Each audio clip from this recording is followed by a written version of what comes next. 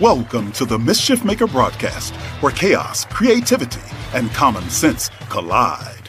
Your host, Joel Freeman, was kicked out of high school in Alberta, Canada.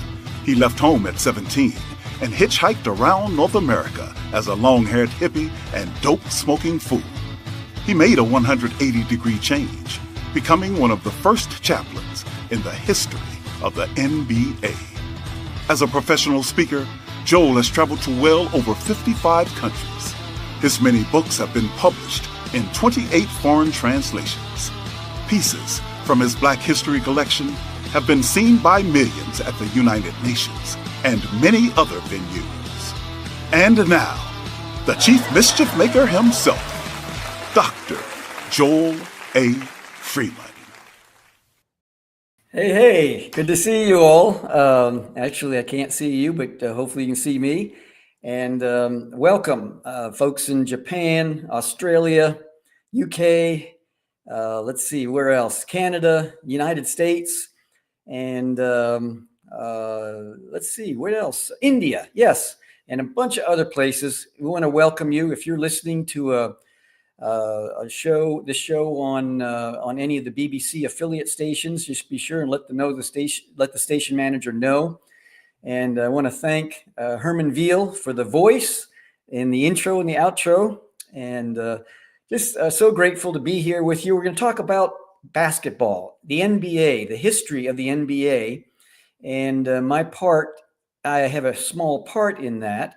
As one of the first chaplains in the history of the NBA, started in 1978-79 season with the team called the Washington Bullets, now known as the Washington Wizards. And it just was quite a time. Survived 6 coaching changes, 3 GM changes, and made a lot of friends. Now, throughout the show, you're going to see this QR code above my shoulder here, and at any time you can whip out your cell phone if you're watching on a laptop or some other a desktop, and just go to chiefmischiefmaker.com, and that is the website that QR code will take you to, and you can see a whole link tree of information.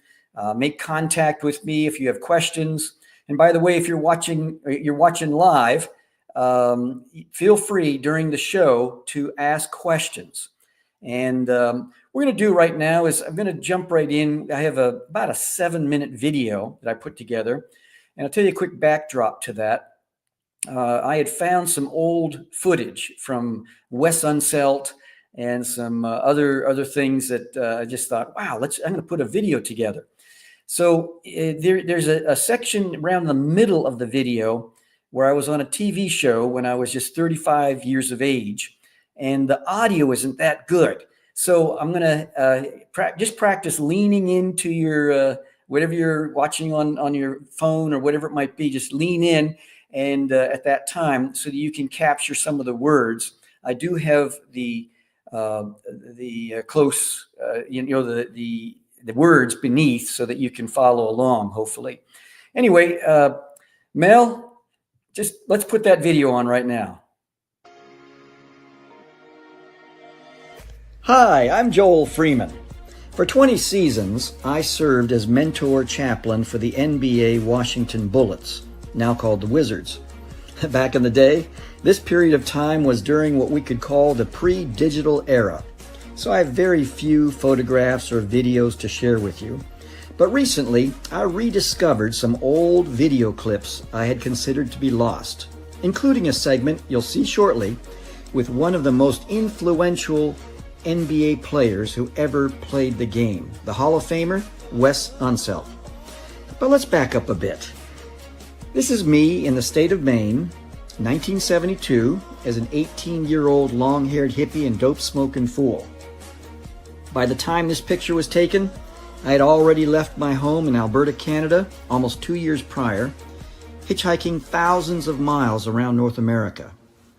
And what's really crazy is that just 7 years later, after this picture had been taken, I became one of the first chaplains in the history of the NBA.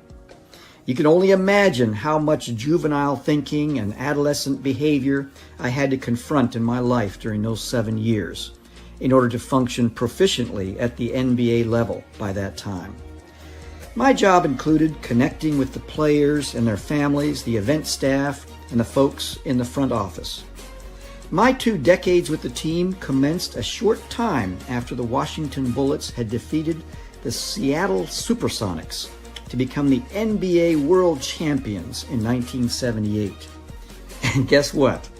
Even though I was 25 when I started, I could have passed for a teenager of perhaps 16, 17 years of age. In fact, here's a brief segment from a 1989 TV interview at 35 years of age, already a seasoned 10-year veteran as an NBA chaplain.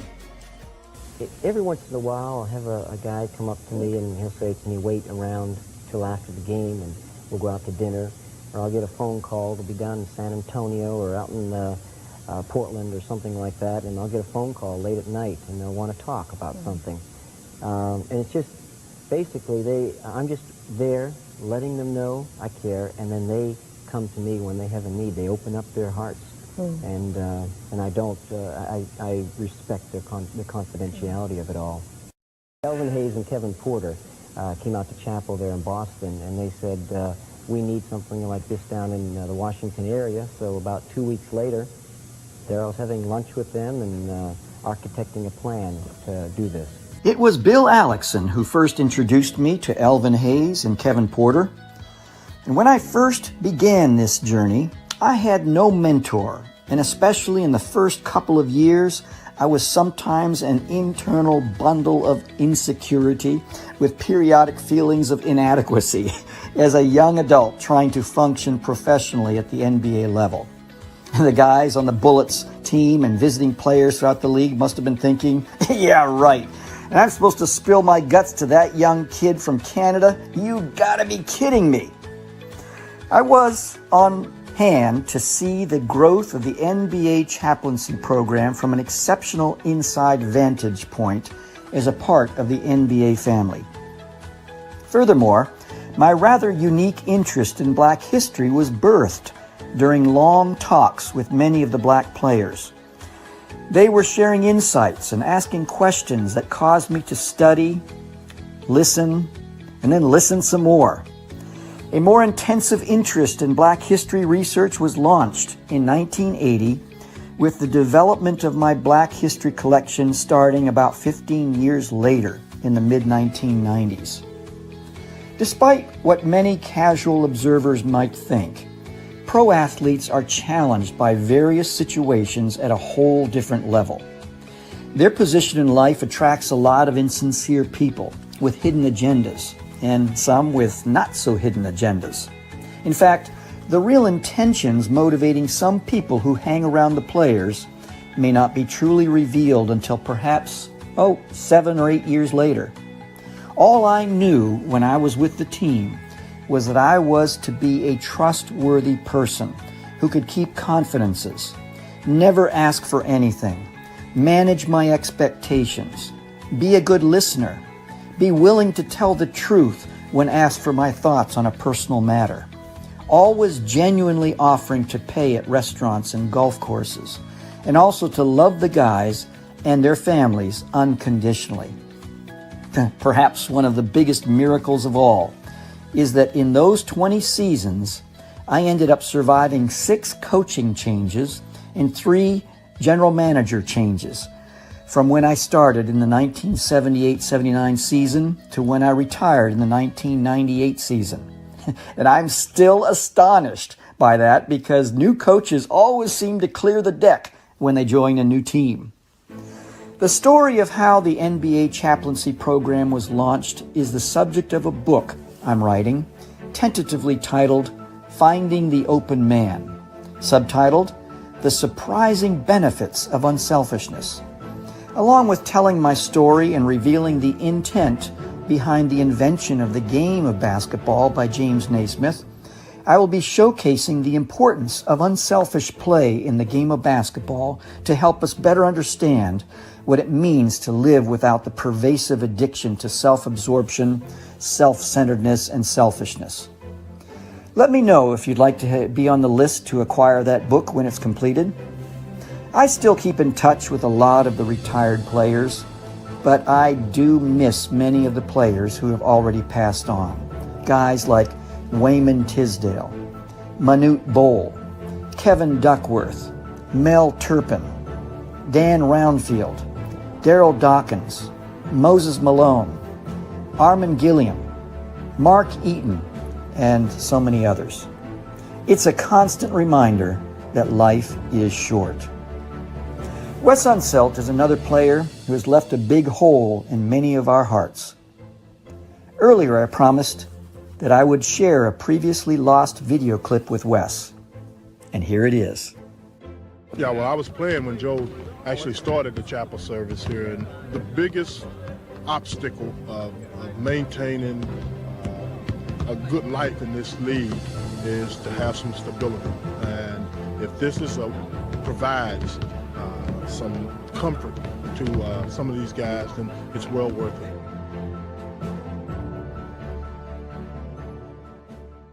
The Freeman Institute Black History Collection is made up of well over 3,000 genuine artifacts and documents, with the oldest dated 1553.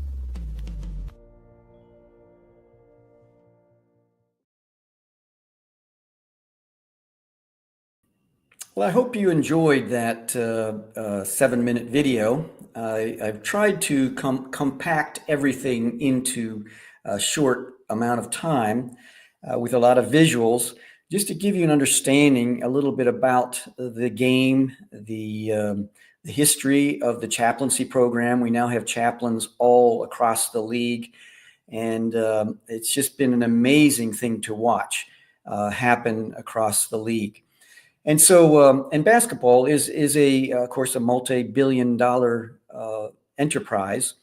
We have the G League, which is kind of like a feeder stream to the NBA, NBA International, and of course the WNBA and the NBA itself.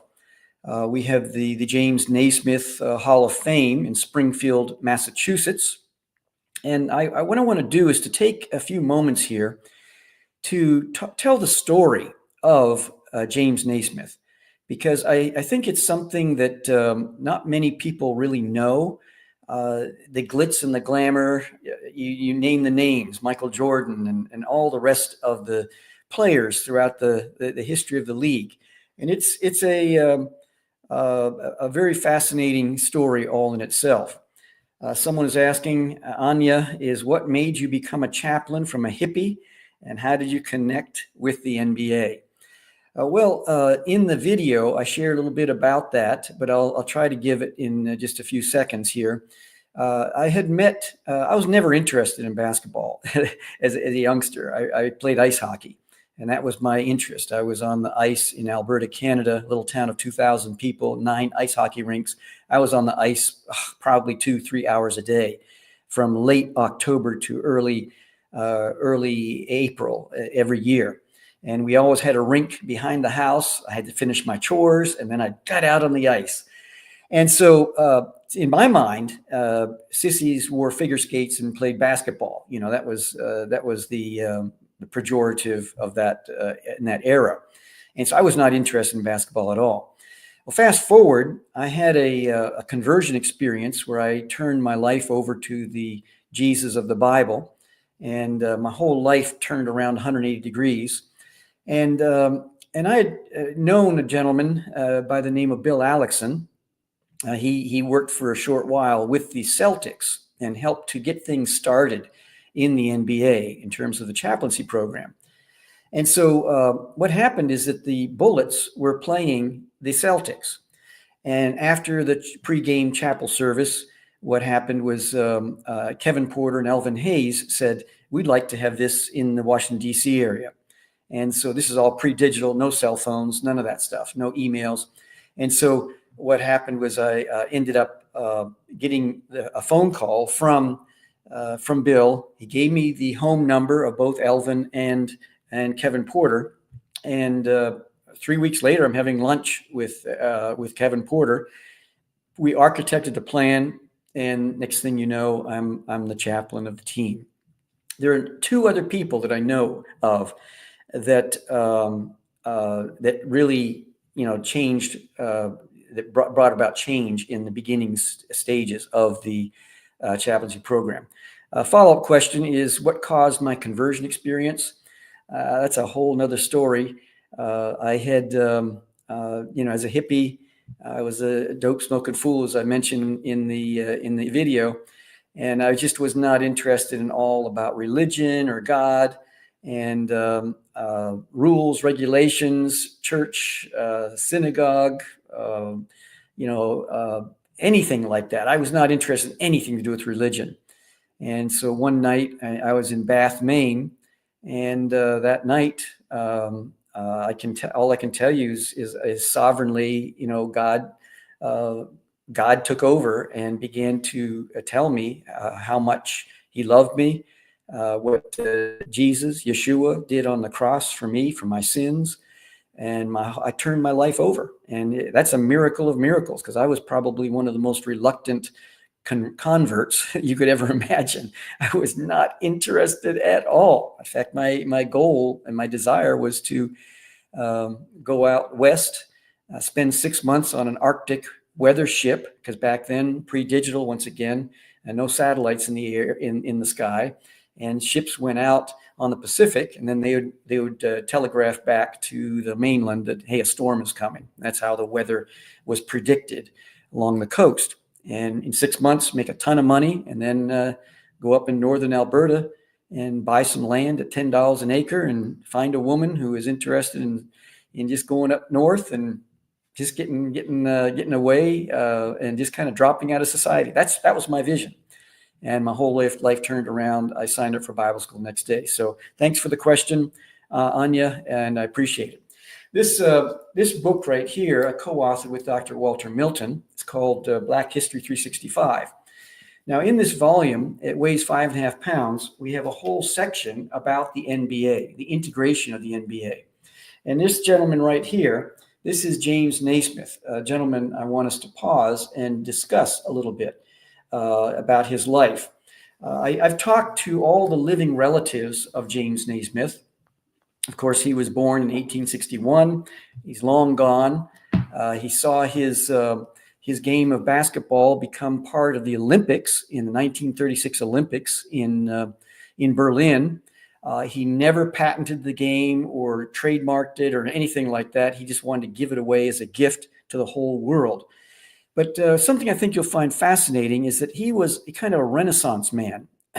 Helen Carpenter, who is the granddaughter of James Naismith, she wrote in her book, The Man Who Created Basketball, and I quote, and I'm going to read from it. She said, she encapsulates the essence of her grandfather. She said, he was an orphan at 9, a lumberjack at 16, a minister, a medical doctor, a boxer, a coach, a chaplain, a captain in the military, a professor, and most of all, in his eyes, a husband and a father and a family man.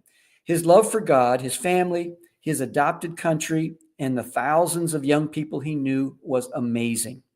He was always in awe of the way in which the world took his game to heart. Now, what happened with James Naismith, it's a fascinating story, and I'll try to do my best to tell this story. That, of course, in 1861, he was born, and at 5 years, as a young man, what happened at 9, he was orphaned. Both of his parents worked at the mill, and they both got typhoid fever and passed away. They died. And so he ended up with his grandmother at 9. At 11, she died. And then his Uncle Pete, who was a bachelor at the time, he took him in, his sister and his brother. His brother passed away when he was 19. And so there's a lot of heartache in his life and a lot of searching. But what happened is when he was with his Uncle Pete, he played a lot of ice hockey in Canada, and he was he was someone that was very interested in hiking and football and boxing and rugby and all these different very tough sports. And what happened is that at the age of around 15, 16, he decided to quit school, and he became a lumberjack. And he went deep into the woods. And for this period of time, for 5 years, he just worked cutting down trees and hauling lumber and hauling logs and doing what lumberjacks do and living a very Spartan lifestyle. He puts it in a very unique way. He said that he had a deep in the woods one day, and he doesn't go into much detail about it, but it says that he had a personal, powerful encounter with Jesus Christ, Yeshua, and it just launched a whole new trajectory. He came back home, he completed high school, and then he went to McGill University. He wanted to become a minister, and what happened at McGill while he was there, he was in the top 10 of theology. He learned Hebrew, biblical Hebrew, and he was at the top of his class in just worked so hard at studying. And then what happened is that he began to participate in gymnastics and then in rugby. Now, at that time, to go to church and then play rugby, rugby was kind of akin at that time to boxing, in some cases even bowling, where it attracted a kind of a different crowd. And so it was a situation where, he was around guys who were cussing and just afterwards they go out drinking. And here's this guy, he wants to become a minister, and yet he wants to participate in all of these different types of athletics. So what happened one day to him, and he describes it in this manner, that he was playing rugby with a bunch of guys, and one of the guys cursed out loud and just took the name of the Lord in vain, as they say.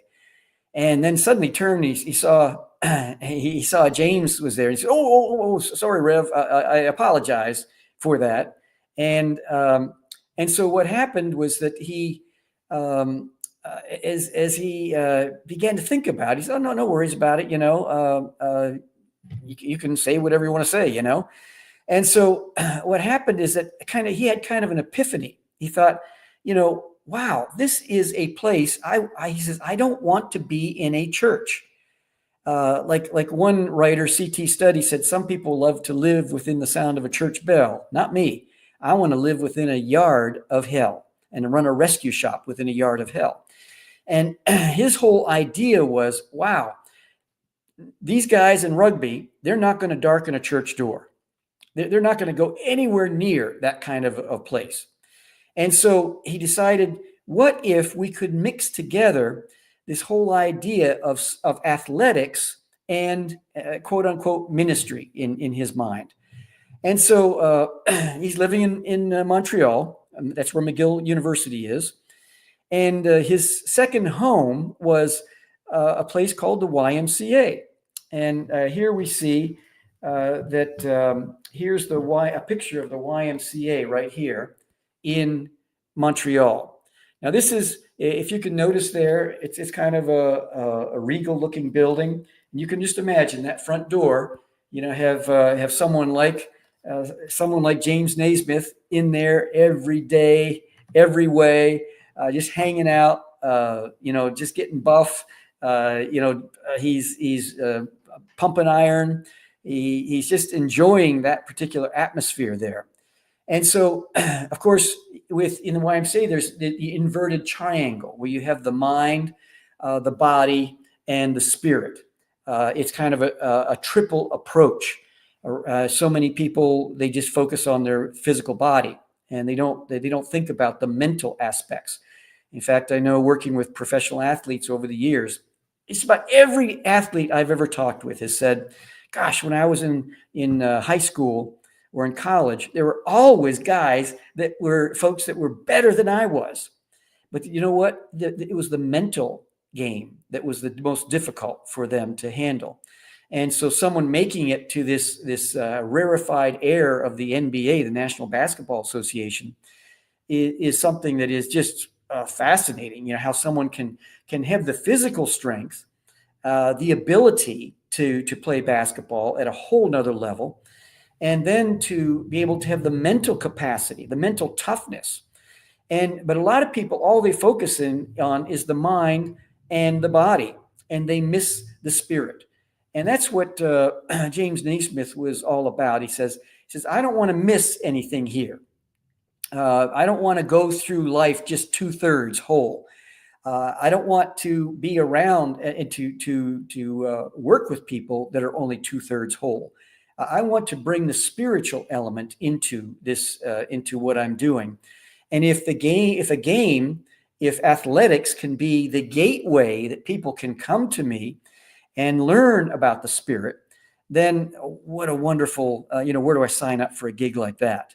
And here's a question.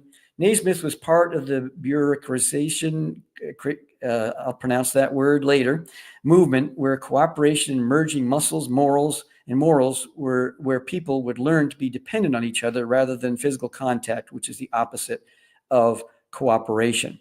Let me get into that a little bit. Please leave that up for Trent. Thank you, Trent, for that. Because there are many elements. When you have boxing, it's a very much an individual sport, but basketball, that's a whole nother realm, and I'll get into that before we get done here. But keep that up unless another question comes in, and I'll come back to it, Trent. Thanks so much. Good insight. And so what happened with James is that he came to the YMCA in Montreal, which had been launched in 1851, just 10 years prior to his birth, and it was an organization, Young Men's Christian Association. It's an organization that was designed for that mind, body, spirit dynamic, bringing that all together. And so what happened is that he ended up moving down from Montreal. He arrived at the YMCA Leadership School in Springfield, Massachusetts, where he met a gentleman by the name of Dr. Luther Hazley Gulick. And he was what was known as the father of physical education. And he was the superintendent of the YMCA and the department chair. And so in late 1891, what happened is that you had fall sports, you had football and these other sports that could be played outdoors. The luster of those sports was failing as fall turned into winter. And so all the young men at the school were feeling restless, and they wanted to get moving and get something going. And so what happened is that Naismith was a second-year graduate student who'd become of the faculty as a physical education instructor. And Gulick, he set Naismith to the task. He said, hey, I want you to create a game that is designed to be played indoors. And I want a game where it can be out of the elements, of course, but a game where it doesn't cost a lot to get involved. And it's something where people can get involved in the game itself, and plus get the physical, the mind, the soul, the spirit, and the body involved in this particular game. And he says, by the way, I give you 14 days to figure this out. Now, you can imagine creativity is one thing, but creativity under pressure, that's a whole nother situation. And so it really set James into a whole tailspin trying to figure this whole thing out. And what we're going to do is we're going to take a break now. And I want to come back and I want to share with you how James developed this game that we now call basketball. So we're going to go to a little video, a little ad, and talk a little bit about it, and then come back to this story. Hola, I'm Pancho Villa with a terrible accent. I tried to finance a fight for Jack Johnson in 1914, but it didn't work out. No problemo. Order! Jack Johnson speaks. It's an order. Get it? It's an order. 20,000 showed for a fight that was promising. July 4th would go down as timeless. To talk about it, I'd be honored. But why listen to me when you can hear it straight from Jack Johnson? The 15th round right now in his own voice.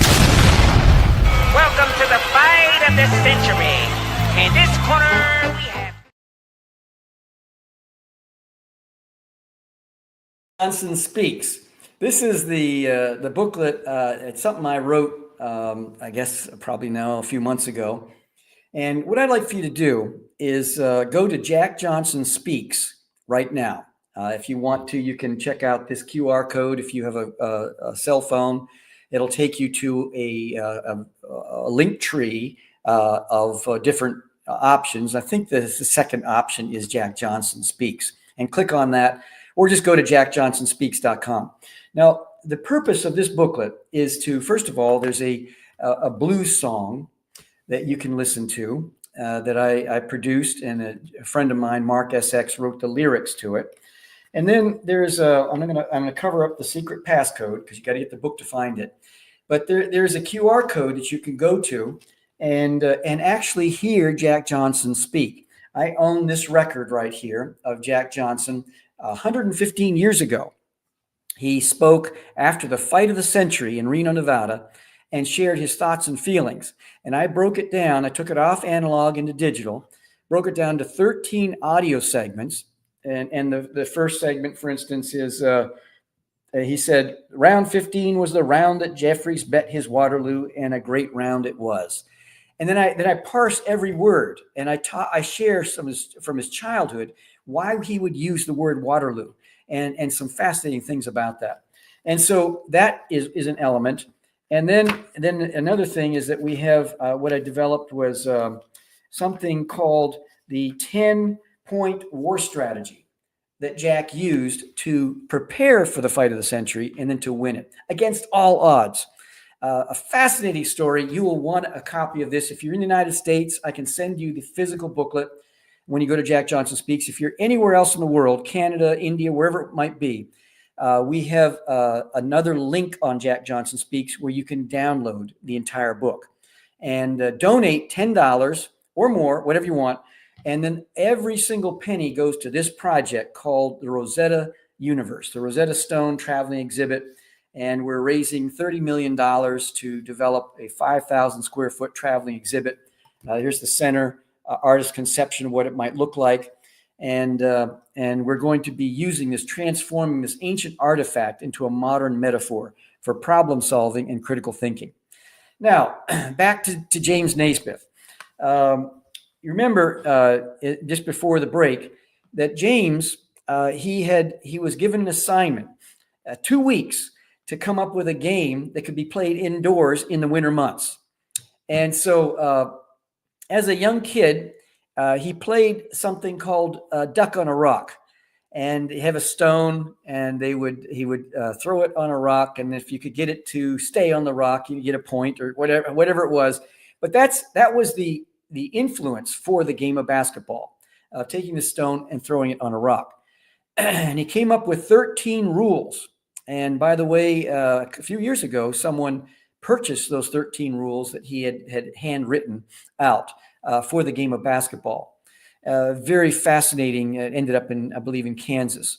And so what happened is that he's now inventing this game. A janitor took pity on him, came up with 2 peach baskets that he could use for goals, and then a ball. They came up with a. Let's see if I have a picture here. I don't see one right handy, but they came up with a ball and then began to develop this game of basketball, the 13 rules for the game. Now, initially, as it popularized, it became cage ball, and where guys would be in a cage and kind of like a cage match, and it would get bloody. It was just a terrible situation for that game. And then finally they took the cage away and made it more of a collegial type of sport, a team sport, if you will. That involved personal abilities, but the team working together. And I will, Trent, I haven't forgotten you on your question, on your comment. And so what happened, we have, of course, the YMCA is the organization that James Naismith is working for. And little did he realize at that time is that it was by 1889, YMCA started going global. But what was really fascinating is the YMCA was on the cutting edge of providing a place for people in neighborhoods, tough neighborhoods, in neighborhoods that were filled with people that in the minority in the country at the time, where a great amount of prejudice and bigotry was pointed toward them. There's a gentleman by the name of James Rosenwald from the Sears and Roebuck Company.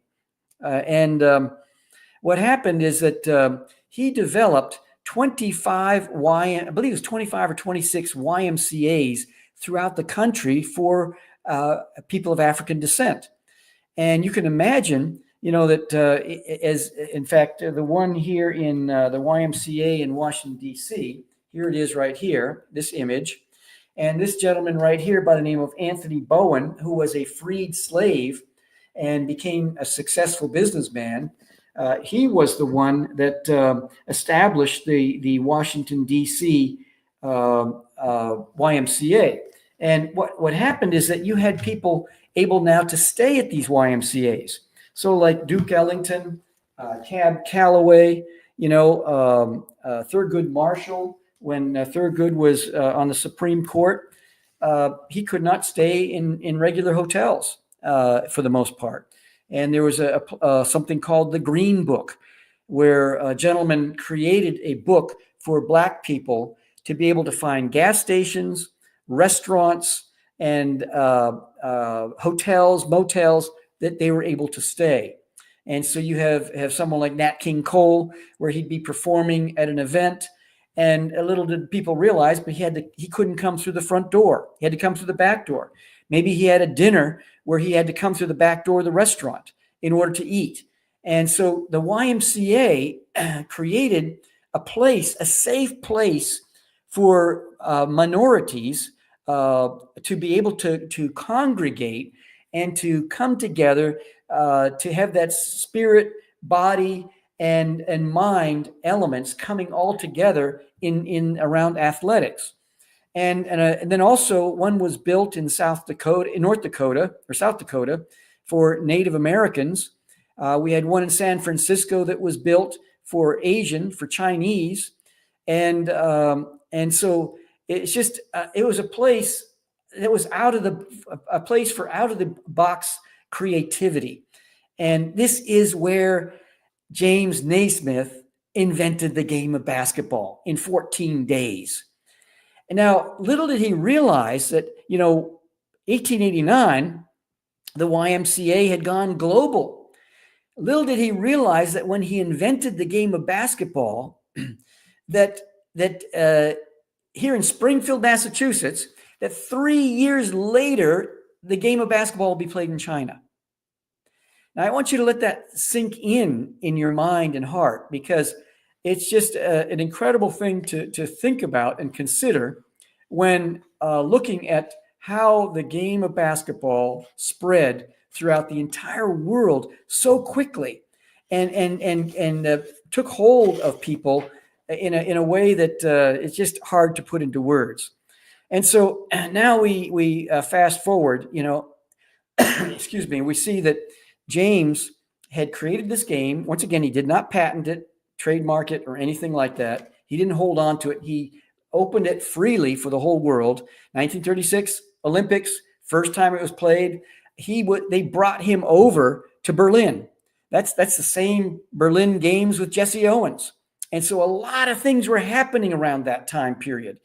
And so now we come to the point where in the 70s, mid to late 70s, I come on the scene with a few others, at least 2 others that I know of, that were starting the chaplaincy program. Because remember, James Naismith created this game because he wanted to bring people, young men, to Jesus Christ. That's in a nutshell. In fact, that it is almost an exact quote for James Naismith. And so to be able to see this full circle come around, to be able to have a chaplaincy program begin to be developed throughout the league. Now, Trent, let's come back to you. The frontier was giving away to the city. Let's see, in the late 19th century, there was a movement to emphasize cooperation, not individualization. The frontier was giving way to this city. You're right. Naismith didn't have dribbling, but emphasized passing, coordination between people. It was indoors, away from the anarchy of nature. Order was required. It required cooperation, not individualism. You're spot on, Trent. You've done your research, you've done your study, and in fact, I've probably got an inkling that you are a basketball player yourself and have studied the game very well, not only intellectually, but also as a player yourself. Thank you for sharing that. Yes, indeed. What he wanted to do is he wanted to bring cooperation. And there's nothing quite like sports in many ways. Boxing, as I mentioned, an individual sport where everything depends on the individual. And there's something to be said for that in terms of determination, creativity, understanding the art and the science of boxing, and those types of things. But when it comes to cooperating and learning to live together and work together, there are a number of games out there that help with that. But basketball is unique in the sense that you have such a fast pace. In baseball, in cricket, in many other games that are played around the world, they're slow-moving games. And in football, you have downs. In Canadian football, you have 4. In the United States, 3. And you're working through a process. You have offense and defense. In baseball, you have a number of players, that are very good, in so many different ways: fielding, throwing, catching, all these different elements, batting. And you have the National League, the American League, and some of the different elements there where the pitcher hits in one and doesn't hit in the other. And there's cooperation, but it's like watching, for some people, it's like watching grass grow. There's a certain science to it, an art to it. But with basketball, it is something that James Naismith, what he came up with is that the whole idea of cooperation. And I want to tell a quick story here. Once again, thanks, Trent. There's a friend of mine, Kevin Greavy, who played for the Washington Bullets. He was in the University of Kentucky and ended up performing his wedding for he and his wife. And then coincidentally enough, his daughter got married and performed her wedding some 30 years later. But Kevin told me a story one time when he was with the University of Kentucky, and how they were playing a team. I think it was Auburn, and it was a very tough game. And Kevin was kind of like the BMOC, big man on campus. He was the go-to guy. He was a starter. And so at the end of the game, toward the end of the game, last 3 minutes, what happened was that there were I think it was they were ahead by like 18 to 20 points. And what happens, what coaches do is they bring young folks off the bench, but they leave a starter with the other 4 players. But they allow the other 4 players to shine in those 3 minutes and to get 1 or 2 or 3 baskets, layups or 3-pointers or whatever it might be, and just to strut their stuff. And the starter that's left with the team, his assignment is to keep feeding the ball to different ones so that they can really show off and show their stuff.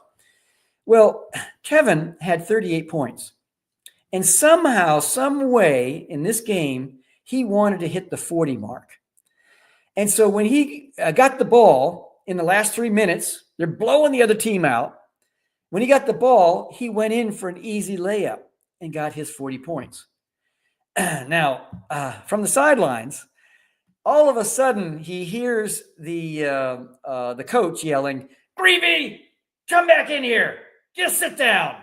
Oh man, he was hot. He was so angry with Kevin Greavy because Greavy was not supposed to do that. Forget about getting 40 points. You're there to feed the ball to the other guys and give them an opportunity to show off. Well, anyway, what happened is when he got on the bus, he was like the dog with fleas. No one wanted to sit next to him. And I guess they were going on the bus ride back to Kentucky, I guess, or their hotel. I can't remember the exact elements of that story, but they were on the bus for a while. And finally, Kevin got up and he just looked around the bus and he said, "Hey, guys, please forgive me. I apologize. I was wrong. I should not have made that basket. Please forgive me." Well, that night he learned a valuable lesson. And that lesson was, when you play basketball, it's a game where the team wins. It's not about you. It's about the team. That's what a point guard is like a quarterback, setting up the play, calling the play, whatever that play is, and setting it up so that somebody else can get the basket, and the team can go forward 2 or 3 points. So what happened, or get fouled and get some extra points that way. But what happened was that Kevin told me that later on in life, that situation, he didn't waste his sorrows, he didn't waste his mistake. He said it transformed the way he played the game. That he was transformed into someone who was always looking to pass the ball, to get the assist. And of course, he had, when you get a hot hand, you get a triple double, and you get about 5 microphones stuffed under your nose at the end of the game, and you're the big guy of the game. That happened to him many times, but he was a giving player. And later on, he opened up a restaurant that he called Greavy's in Northern Virginia. And he said that he's a superstar, NBA superstar basketball player, owns a restaurant, and maybe one of the servers gets in over his or her head. And people are screaming, "Where's my food?" and all the rest of it, as things can go in a restaurant. He said that he then would immediately put on an apron and go out and help that server, and not say one negative word to that server, but just help them out to get through the night or get over that particular hump.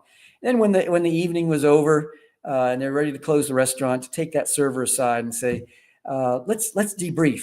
Let's figure out what happened and what can we learn from that. That's how the game of basketball, that's how that situation at Auburn, between Kentucky and Auburn, how that situation of his self-centeredness, his selfishness turned around 180 degrees and informed the rest of his life in a different sort of way. So, when it comes to thinking about James Naismith, the game of basketball, the impact that it has had around the world, I wonder how far the game of basketball has stepped away from its original intent of bringing people together. And by the way, if anyone has any questions at all, feel free, like Trent and anyone else, to ask those questions. Type them, put them in there, and then Mel will put them up on the screen, and I'll do my best to respond. I generally tell people I have very few answers, but I will respond because I don't know about a whole lot. So here's another one. Why would any black basketball player open up to a 25-year-old white dude acting as chaplain back then? I'm not being critical. I just can't wrap my brain around this. Kenny, I hear you. I feel you. I understand completely. I don't get it. I don't understand it. And to survive 20 seasons, 6 coaching changes, 3 GM changes, I still don't understand it, because coaches generally just come in and clear the deck. But all I can tell you is that I had no mentor, And what happened with the players is that they became very intrigued by me, I guess. I'm from Canada. There's a different sensibility, I guess, that they sensed about me in terms of being a white dude. I was young, very young. As I said, I looked like 15, 16 tops, 16 years of age. I was a bundle of intimidation. But I'll share this with you. And I've talked with a number of guys, folks who wanted to become chaplain, and some who ended up becoming chaplain in pro sports. The first season, what happens is that you're a bundle of nerves, and players they can they're aware of that. They have these special antennas, this sonar, radar, whatever you want to call it. And they can tell who's a fan, and they switch up, code switch, whatever you want to call it. They switch up with someone, treat them as a fan, a glad hand, give them an autograph, tell a story, whatever it might be, and then keep it moving. But when it comes to breaking through with a player, you got to get through that. And there's no seminar a person can go to. This is what I tell chaplains. You can't learn this through a seminar. You can't read a book about it. You can't even hear me tell you about it. And you learn it. You can't. You just have to experience it. And I call it like fire. It burns out the intimidation factor in a person. In that first year, bundle of nerves. And it definitely affects the ability to get close to a player, because players, once again, they sense it. And by the way, sometimes it takes 7, 8, 9 years for a player to get a feel, to really understand what the true motivation is of a person trying to get close to them. Because they have people all the time, like they say when you become wealthy or you become a professional athlete, no new friends, because you just don't know who the friends are, who these folks are. And so what happened is that the second season is you start developing a bad attitude. Because remember, I'm not being paid for this. For 20 seasons, I was not paid a dime. I never asked for money. That was not part of, in fact, when we go golfing or play go to lunch or dinner or something like that, I would always genuinely offer to pay for the situation at hand, whether it's golfing or whatever. And so because I know these guys feel like wallets with ears, where everyone is looking, what can you give me? What can I get from you? That's the attitude that most people have when they get close to a player of that status, of that level. And so what happened is that second season, I started developing a bad attitude. And once again, the guys can pick that up because here I'm traveling. At the time, I was traveling 45 minutes one way to Largo, Maryland, where the Bullets were playing at the time, now the Wizards. And that's one way. The first few seasons had no tickets, no parking pass. And so I just became friends with the guys who let me in because I'm there early. They got to know me, and they said, "Hey, Joel, go on in, park." Didn't charge me a penny. I had nothing to deal with there. Then the doorway that the players come in, I can remember the guy. His name was Jim. He was just a nice guy, but at first he was suspicious of me. But then began to realize, hey, this guy is consistent, and that's another thing is it's consistency, being consistent day after day after day. I've been stood up more times than I can tell you for lunch or golf. I remember one night, my wife and I, we invited, I think it was 5 players and their wives over for dinner, cooked a beautiful dinner. No one showed up. The very next day, I was at a game. No one even brought it up. And I learned some things, always deal with the wives, not the players, that kind of stuff. You learn about that stuff. But anyway, what happened is the second year, start developing a bad attitude. And it's like, you travel 45 minutes, no one shows up. It's like, what? These prima donnas, what am I doing here? Why am I doing this? And that's when I like it this way. That's when God digs deep into the core of one's soul, their heart, their inner, the core of their being. Why are you doing this? Reggie, I was not paid a dime. I was a pastor at that time, and that was my full-time job, if you will. And I did this as an outreach of the church, the ministry that I was a part of. So hope that helps, Reggie. So anyway, what happened was that it leaks into the third year, and this bad attitude. About the middle to the end of the third year, that's when things start evening out. And that's when you begin to realize what you're here for. So it's consistency with the players. It's being authentic with them. I mean, at 25 years of age, I wasn't that much older than the guys. So I'm not this senior dude, I'm now 70. I wasn't 70 years of age coming in with a life full of experience to share with them. I was kind of a peer with them at that time. And then another thing is unconditional love, is to be someone that loves them. I'll go to my grave with some of the things I know about players, because I got to know players throughout the entire league for those 20 seasons. And I won't tell my wife, won't tell anybody, because that's the confidentiality, the unconditional love. Someone dealing with cocaine behind the scenes, or cheating on his spouse, or whatever it might be, and coming hard at them, earning the right to be heard, but coming hard at them in terms of, let's play this out. Whatever you're doing, let's play this out and see what direction you're going. Where's that going to lead you down the road here?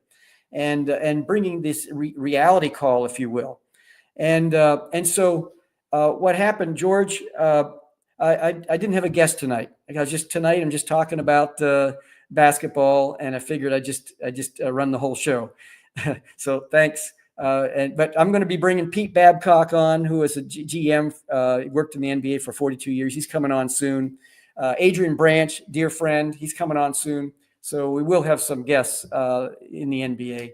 But I don't want this show to be just about the NBA, to kind of broaden it out a little bit. But I just thought it'd be good just to talk about this.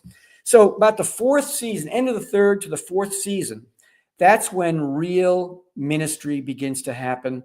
And that's when players get a sense that of the authenticity and the genuine nature of someone. Because I'll tell you what, working behind the scenes at that level, it will chew you up and spit you out if they sense any amount of intimidation or fear. And that first season, I'm amazed I even made it through that season. I give all honor and glory to God and His help during that time, and maybe protecting me in some way from that insecurity being exposed in some weird, foolish way. So anyway, it's just the whole idea behind this show is to give kind of a glimpse behind the scenes. The players in the league, they're sometimes on a 17-day road trip. They come home, and guess what? Their wife says, "Would you change the diapers? Would you take the trash out, please?" And it's just like very high, very low. You got millions of people screaming your name through TV, radio, watching the game, whatever it might be.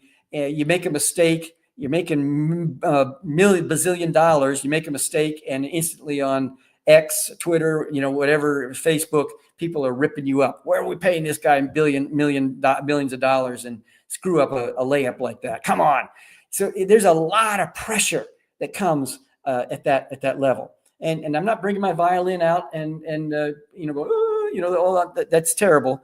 But I'll tell you what, you don't make that much money either. If for $1 million, I did the numbers, I crunched the numbers a few years ago. And at that time, $1 million, you're paying your lawyer or agent, you've got retirement and all these different things. An average player under 25 years of age is making $440,000 out of that $1 million. All the rest of it is going off to taxes, all kinds of other things that are just pulling at them. And now $440,000 sounds like a lot of money, but you got to live large. And your mom, your dad, your uncle, aunt, your brothers, your sisters, your friends, there's a lot of pressure. You can't look like you're become someone different now, and you're too cool for school type of thing. So my point in all this is just pray for a lot of these guys. The reason I did this is if I could pour my life into one person, and that person could connect with millions of people. Where do you sign up for a gig like that? And I still keep in touch with a lot of the guys. And in future shows, we'll be talking with some people that will give their perspective on all of this. Well, our time is up. Please feel free to get in touch with me. You go to the link tree up here. Go to this chiefmischiefmaker.com, and my contact, my cell number, email, all is there. I'd love to connect with you on some level. God bless. Have a great rest of the evening. Ebity. That's all, folks. You have just experienced another episode of the Mischief Maker broadcast. Hit the subscribe button. Connect at chiefmischiefmaker.com. Thanks for coming along for the ride. And hopefully, you are now a bit closer to becoming a mischief maker in your part of the world.